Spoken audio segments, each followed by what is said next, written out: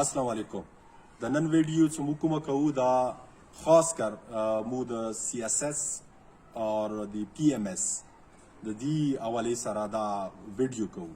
د دې لپاره موږ کوو دا ویډیو چې دې علاقې کې څومره خلک دي چې هغوی ګریجویشن کړی وي نو هغوی ته موږ دا ریکویسټ کوو چې دا ویډیو وګوري او دې باندې غور وکړي او دا شیر هم کړي.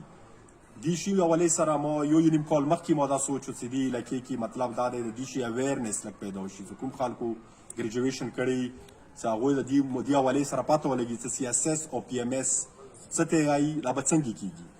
نو اسلام آباد کې ما یو ټیوټر سره دې متعلق خبره شوې وه چې ته راځه دلته کې علاقې کې خامخا میاشتې کې یو لیکچر ورکوه چې ورکو ته دې متعلق ګایډنس ملېږي.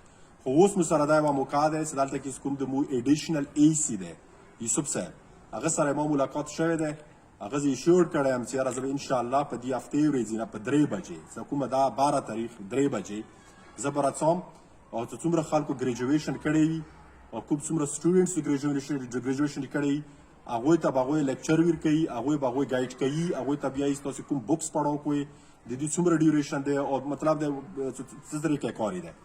موږ ټولو ته دا ګوره اپیل کوو چې دا شاید دې باندې غور وشي. دا ډېر یو ضروري شی دی. دې کې د مو علاقې مفاد دي دې نه به یې مو چې څومره سټوډنټس دي دې وجې نه به دوی مختلف قسم ته خلکو ته فایدې ومیلو شي ورسره مختلف ادارو کې به دا مختلف قسم ته افسران راوځي.